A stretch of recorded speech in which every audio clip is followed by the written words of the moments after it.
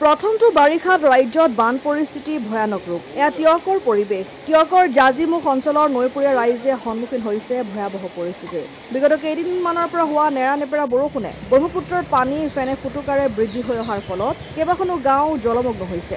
ইতিমধ্যে অঞ্চলটোৰ 20খনকৈ গাঁও বাঢ়নি পানীৰ কবলত পৰিছে।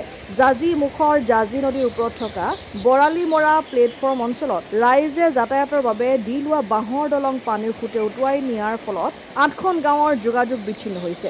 উল্লেখযোগ্য যে অসম চৰকাৰে উক্ত প্লেটফৰ্ম অঞ্চলত এখন পকী দলং নিৰ্মাণৰ সিদ্ধান্ত লৈছিল যদিও আজি কুপতি কোনো ধৰণৰ অগ্ৰগতি নোহোৱাক লৈ ৰাইজ ক্ষোভিত হৈ পৰিছে। আচলতে ক'ব লাগিব জাজিমুখটো এটা বানে ধৰা অঞ্চল বুলি সকলোৱে জ্ঞাত, কিন্তু এই যি জাজিমুখত এইবাৰ প্ৰলয়ংকাৰী যি প্ৰথম জাক বান, সেই বানতে আচলতে জাজিমুখ জপংগাঁও সংযোগী যিখন দলং আছিলে জাজি নদীৰ ওপৰত, সেইখন ইতিমধ্যে উটুৱাই লৈ গৈছে।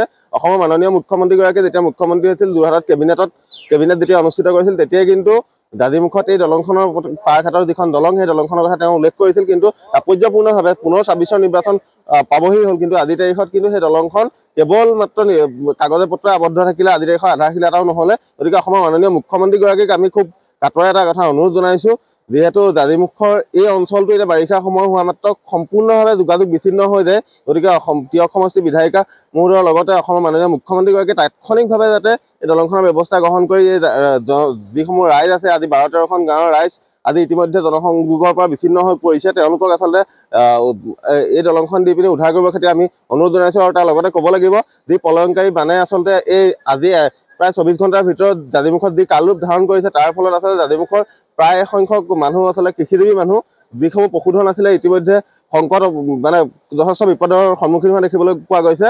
অসমৰ যোৰহাট জিলা প্ৰশাসনক আৰু টিয়ক ৰাজচক্ৰ বিষয়াক আমি এটা কথা অনুৰোধ জনাইছোঁ, তাৎক্ষণিকভাৱে তেওঁলোকে যাতে এখন ইয়াত ফেৰী ব্যৱস্থা কৰি দিয়াৰ লগতে যিসমূহ পশুধন আছে আচলতে আবদ্ধ হৈ আছে চাপৰিত বানপানীৰ মাজত, সেইসমূহ উদ্ধাৰ কৰিবৰ কাৰণে তেওঁলোকে যাতে ব্যৱস্থা গ্ৰহণ কৰে, সেই কথা আমি অনুৰোধ জনাইছোঁ। অসম আদিত্য টিয়ক।